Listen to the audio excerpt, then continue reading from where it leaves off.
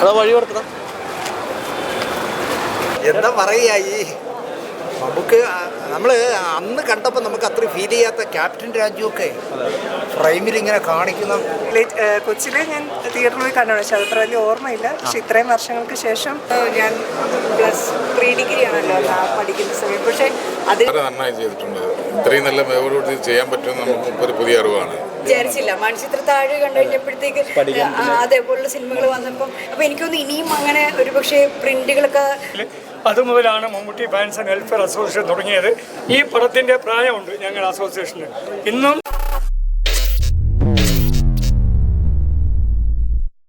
അതിമനോഹരം, ഉജ്ജ്വലം. ഇതിനു മുമ്പ് തിയേറ്ററിൽ കണ്ടിട്ടുണ്ടോ ഇത്?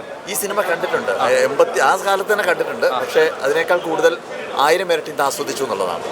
കാരണം അതിൻ്റെ ശബ്ദ സജ്ജീകരണവും അതുപോലെ തന്നെ അതിൻ്റെ വിഷ്വൽസിൻ്റെ ബ്യൂട്ടിയും എനിക്ക് വിശ്വസിക്കാൻ പറ്റുന്നില്ല, അത്രമാത്രം മനോഹരമായിട്ടുണ്ട്. No words. നല്ല എക്സ്പീരിയൻസ് തന്നെ.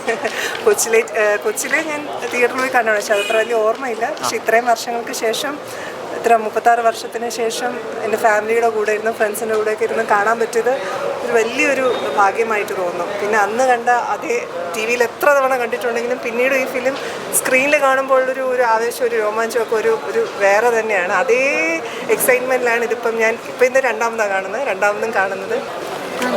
ഞാൻ ഒരുപാട് ഗംഭീരം, നല്ലൊരു അനുഭവമായി. ഈ കാലഘട്ടത്തിനും വളരെ അങ്ങേയറ്റം യോജിക്കും. നമ്മുടെ ചരിത്രത്തെയും പരമ്പരാഗതമായിട്ടുള്ള നമ്മുടെ ജീവിത സാഹചര്യത്തെയും കുറിച്ചൊക്കെ മനസ്സിലാക്കാനായിട്ടുള്ള ഏറ്റവും നല്ല രീതിയിലാണ് ഇത് എടുത്തിട്ടുള്ളത്. വളരെ നന്നായി. വിജയ് എങ്ങനെയുണ്ടായിരുന്നു സിനിമ? ഇഷ്ടപ്പെട്ടായിരുന്നു? ആ ഒരു ക്വാളിറ്റി ഒക്കെ എങ്ങനെയുണ്ടായിരുന്നു? ഇറങ്ങിയപ്പോൾ കണ്ടിരുന്നോ ഇത് 89കളിൽ? പിന്നെ ഈ ഓരോ ഡയലോഗ് തന്നെ ഇപ്പോൾ കംപ്ലീറ്റ് ചെയ്യാൻ പറ്റുന്നുണ്ട്. അതിൻ്റെ അർത്ഥം അത്രയ്ക്ക് അത് ഉള്ളിൽ ഉണ്ടായിരുന്നു. 4K ക്വാളിറ്റിയും സൗണ്ടൊക്കെ എങ്ങനെയുണ്ട്? ഈ ഒരു ബ്യൂട്ടിഫുൾ അബ്സല്യൂട്ട്ലി എങ്ങനെയുണ്ട്? വേറൊരു ടോട്ടലി ഡിഫറെൻറ്റ് ഫീൽ. എന്താ പറയുക, വളരെ ആദ്യമായിട്ട് കാണുന്ന പോലെ അത്രയും തന്നെ ഒരു എക്സൈറ്റ്മെൻറ്റിലാണ് ഈ പടം കണ്ടത്. എന്താ പറയുക, ആ ഓഡിയോഗ്രാഫി, മ്യൂസിക് ആയാലും അതിൻ്റെ വിഷ്വൽസ് ആണെങ്കിലും മൊത്തത്തിലൊരു ഡിഫറെൻറ്റ് ഫീൽ. വണ്ടർഫുൾ. റിലീസ് വളരെ നന്നായി. ബീങ് എ മമ്മൂട്ടി ഫാൻ ഭയങ്കര സന്തോഷമുണ്ട്. പഴയതിലും വെച്ചാണ് ഗംഭീര അനുഭവമാണ്. ഒരു ഡിഫറൻസ് എങ്ങനെയുണ്ട്? അന്ന് 89കളിൽ ഇറങ്ങിയപ്പോൾ കണ്ടിട്ടുണ്ടായിരുന്നു. അതെ, അത് കണ്ടിരുന്നത് കോളേജിൽ പഠിക്കുന്ന സമയമാണ്. ക്വാളിറ്റിയൊക്കെ സൗണ്ടും നന്നായിട്ട് എല്ലാം വളരെ നന്നായി ചെയ്തിട്ടുണ്ട്. ഇത്രയും നല്ല മേഖലയോട് ചെയ്യാൻ പറ്റുമെന്ന് നമുക്ക് ഒരു പുതിയ അറിവാണ്. ഗംഭീര അനുഭവമായിരുന്നു. ഇനി ഒരുപാട് നല്ല സിനിമ.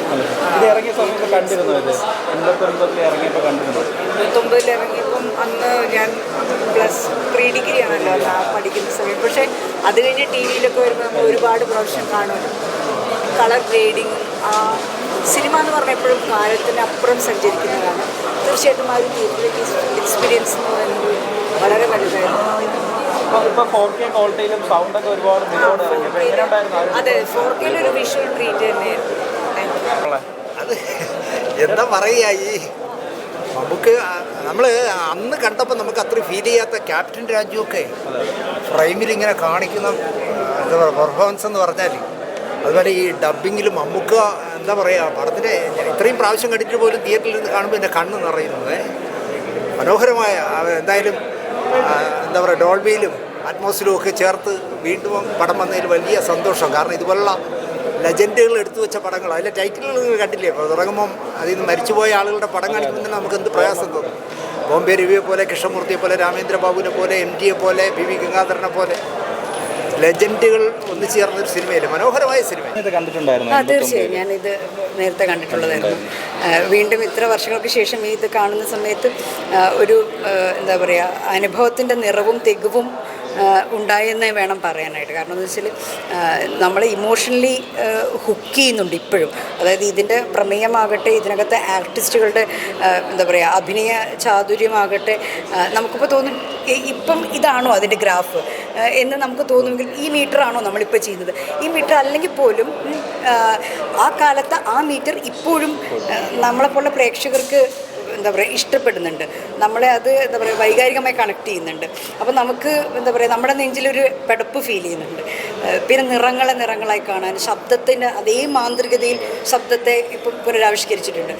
അതിൻ്റെ അത്രയും സൗന്ദര്യ തികവിൽ കേൾക്കാൻ പറ്റുന്നു എന്നുള്ളത് ഒരുപക്ഷെ എന്താ പറയുക, ഈ ആധുനിക ടെക്നോളജിയുടെ ഒരു വികാസത്തെ നമുക്ക് സിനിമയെ വീണ്ടെടുപ്പിലൂടെ ഇങ്ങനെ എത്തിക്കാൻ സാധിക്കണം. സിനിമയിൽ അത് എത്തിക്കാൻ സാധിക്കുക എന്ന് പറയുന്നത് ഭയങ്കര പ്രധാനപ്പെട്ടൊരു കാര്യമാണ്. കാരണം സിനിമ അത്രയ്ക്കണ്ട് ഒരു എന്താ പറയുക, വിനോദ വ്യവസായത്തിൽ ഏറ്റവും പ്രധാനപ്പെട്ടൊരു സംഗതിയാണ്. അപ്പോൾ അത് ആ നിലയിൽ പ്രേക്ഷകർക്ക് പകർന്നു കൊടുക്കുക എന്ന് പറയുന്നത് ചെറിയ കാര്യമല്ല. സോ ഡെഫിനറ്റ്ലി ഒരു വേറിട്ടൊരു അനുഭവമായി. ഈ റീ റിലീസൊക്കെ വന്നുകൊണ്ടിരുന്നപ്പോൾ വിചാരിച്ചിരുന്നോ ഈ ഒരു വടക്കൻ വിരാത വരുമായിരിക്കുന്നു? ഞാൻ വിചാരിച്ചില്ല. വിചാരിച്ചില്ല. മണിച്ചിത്രത്താഴ് കണ്ടു കഴിഞ്ഞപ്പോഴത്തേക്ക് അതേപോലുള്ള സിനിമകൾ വന്നപ്പം അപ്പോൾ എനിക്കൊന്ന് ഇനിയും അങ്ങനെ ഒരു പക്ഷേ പ്രിന്റുകളൊക്കെ നഷ്ടമായിക്കൊണ്ടിരിക്കുന്ന, മോശമായിക്കൊണ്ടിരിക്കുന്ന സിനിമകളുണ്ട്. അത് ഒരു ഭയങ്കര ക്രിയേറ്റഡ് അസറ്റായിട്ട് മാറണം മലയാള സിനിമയുടെ ചരിത്രത്തിലേക്ക് എന്നാണ് എനിക്ക് തോന്നുന്നത്. നമ്മളെ പുതുതലമുറ കാണേണ്ട ഒരുപാട് പഴയ സിനിമകൾ, ലെജൻഡ് ആയിട്ടുള്ള ഒരുപാട് പേര് ചെയ്തു വെച്ച ഒരുപാട് വർക്കുകളുണ്ട്. അതൊക്കെ നമ്മുടെ പുതുതലമുറ കാണണമെന്ന് തന്നെയാണ്. ഉറപ്പായിട്ടും അത്തരത്തിൽ ഈ ഒരു പക്ഷേ 4K റെസൊല്യൂഷനിലേക്ക് മാറ്റുന്ന ഈ പ്രക്രിയ കുറച്ചും കൂടി എന്താ പറയുക ഭയങ്കര സാമ്പത്തിക എന്താ പറയുക ഇതുള്ളതാണ്. അപ്പം അതിനെ കുറച്ചും കൂടി ചെറുതാക്കി കഴിഞ്ഞാൽ, കുറച്ചും കൂടി റെഡ്യൂസ്ഡ് റേറ്റിൽ ഇത് ചെയ്യാൻ പറ്റിക്കഴിഞ്ഞു കഴിഞ്ഞാൽ അത് മലയാള സിനിമ വ്യവസായത്തെയും ഒരുപക്ഷെ പ്രേക്ഷകർക്കും ആസ്വാദകർക്കും അതൊരു വലിയ അസറ്റായിരിക്കും. 36 വർഷത്തെ അത്ഭുത ചലച്ചിത്ര കാവ്യം എത്ര പ്രാവശ്യം കണ്ടു എന്നുപോലും അറിയില്ല. ഇനിയും കാണും. 4K സൗണ്ടിൽ കാണാൻ ഒരു ഭാഗ്യം സൃഷ്ടിച്ചു ശ്രീ PV ഗംഗാധരൻ സാറിൻ്റെ മക്കൾ. അവരോട് എത്ര നന്ദി പറഞ്ഞാലും നമുക്ക് തീരില്ല. അത്ര വളരെ മനോഹരം. ഈ മമ്മൂക്ക, ക്യാപ്റ്റൻ രാജു, ചിത്ര, ഗീത, മാധവി, ബാലങ്കൻ നായർ, ആരാണ് മോശം ഒന്നുമില്ല. ഇനിയും വന്നാൽ ആ പടം കാണും. ഇനിയും കാണാനുള്ള അവസരങ്ങൾ സൃഷ്ടിക്കട്ടെ. ഇതുപോലെ ഒരുപാട് ഫിലിം ഫെസ്റ്റിവലിനെ പറ്റി പടം കണ്ടിട്ടുണ്ട്. 1989 ഏപ്രിൽ 14 കൃപ ഉൾപ്പെടെയുള്ള തിയേറ്റർ റിലീസായപ്പോൾ അവിടെ വെച്ച് നമ്മൾ ആ പടം കണ്ടിട്ടുണ്ട്. ഫസ്റ്റ് ഡേ അങ്ങനെ കണ്ടു കൃപയിൽ. അതുമുതലാണ് Mammootty fans and welfare association തുടങ്ങിയത്. ഈ പടത്തിൻ്റെ പ്രായമുണ്ട് ഞങ്ങൾ അസോസിയേഷന്. ഇന്നും